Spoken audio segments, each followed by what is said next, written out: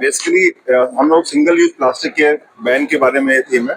Basically जो अभी आपने नुक्कड़ नाटक के माध्यम से देखा कि सिंगल यूज प्लास्टिक से एनवायरनमेंट का कितना नुकसान हो रहा है, तो हमें शपथ लेनी है कि हमें प्लास्टिक प्रदूषण मुक्त थीम पर आधारित विश्व पर्यावरण दिवस अभियान में जागरूकता रैली व नुक्कड़ नाटक का आयोजन किया गया। जागरूकता रैली में डीआरएम कमल किशोर सिन्हा समेत तमाम रेलवे के अधिकारी, स्काउट एंड गाइड के कैडर एवं स्कूली बच्चे शामिल हुए। रैली रेलवे हॉस्पिटल हिल कॉलोनी होकर धनबाद स्टेशन के पोर्टिको पहुंची। यहां बच्चों ने नुक्कड़ नाटक की प्रस्तुति देकर प्लास्टिक का उपयोग नहीं करने की अपील लोगों से की।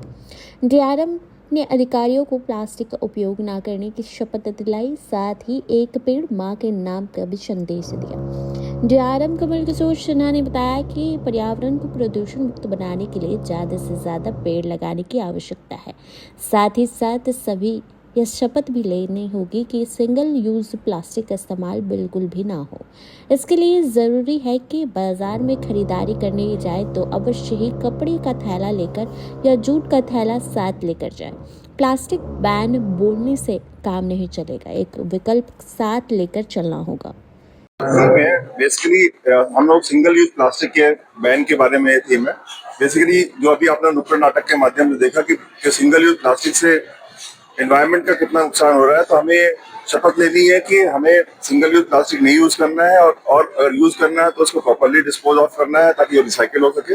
सिंगल यूज प्लास्टिक के उपयोग को कम करने के लिए जो थोड़े थोड़े से साधन बताए गए हैं, उसमें एक बहुत सिंपल सी चीज है कि हम जब भी बाजार जाएं वो अपने साथ में एक जूट या कपड़े का थैला लेके जाएं। तो उसको ही हम लोग इस बार प्रमोट कर रहे हैं।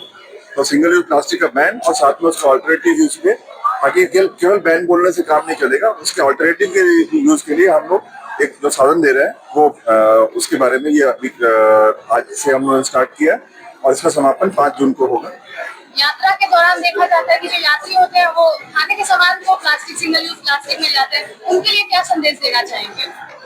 अब इस समय जो सिंगल यूज प्लास्टिक है वो यात्रा के दौरान वो उसको डिस्पोज करते हैं, तो हम तो बेसिकली अभी तो जो पहला स्टेप होगा कि उसको प्रॉपर्ली डिस्पोज ऑफ करें और डस्टबिन में डिस्पोज कर सके, ताकि जितना मैक्सिमम रिसाइकिल हो सकता है मैक्सिमम रिसाइकिल हो सके। वो डस्टबिन के बाहर फेंकते हैं या ट्रैक के किनारे फेंकते हैं, वो फिर रिसाइकिल नहीं हो पाता है, क्योंकि वहाँ बटोरना मुश्किल हो जाता है। क्योंकि ट्रैक अगर नाना करे तो धनबाद जिले में 1900 किलोमीटर का ट्रैक है, अगर हर आदमी अगर फेंकेगा तो उसको पूरा बटोर नहीं पाते हैं। तो डस्टबिन में दें, डस्टबिन से हम लोग उसको प्रॉपर्ली रिसाइकिल करने की कोशिश करते हैं।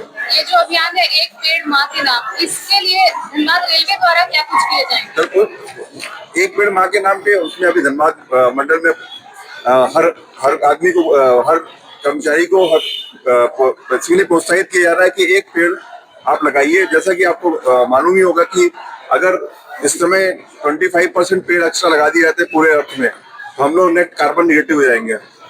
तो इस तरह के अभियान चल रहे हैं, हर को बोला जा रहा है कि एक एक पेड़ लगाइए और उसको माँ के नाम से बेसिकली इस अभियान की शुरुआत की जा रही है, ताकि आप उसको प्रोटेक्ट करें, उसको आगे फलने फूलने में मदद करें, उसका ध्यान रखें, उसमें पानी दें। इसलिए एक पेड़ माँ के नाम से अभियान की शुरुआत की गई है। सर, यात्री सुधार के लिए कई प्रयास हुए और अभी जुलाई महीने से सिकंदराबाद एक्सप्रेस सिकंदराबाद एक्सप्रेस जानकारी मिली है? नहीं, मुझे कोई जानकारी नहीं है। तुम्हें जानकारी है सिकंदराबाद एक्सप्रेस की? जुलाई नहीं, हमें जानकारी नहीं है। हमारा कार्यकाल तो आपको इवोल्यूट करेंगे, कार्यकाल खत्म होने दीजिए। में भी कई यात्री सुविधाएं आपके कार्यकाल में रहेगी? नहीं, वो तो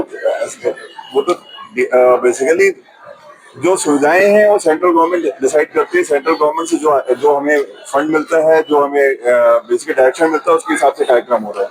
आज भी प्राइम मिनिस्टर करीब एक जो नए एपीएस स्टेशन है उसका उद्घाटन कर रहे हैं।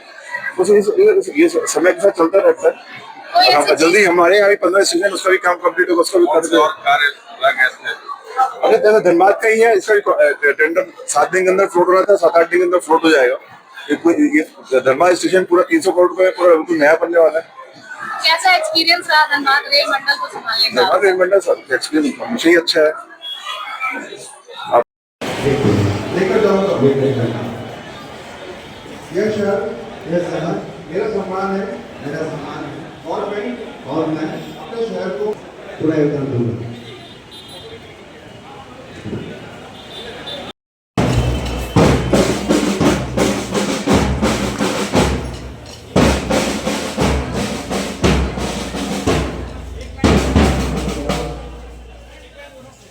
आदरणीय व्यास का आनंद सम्मान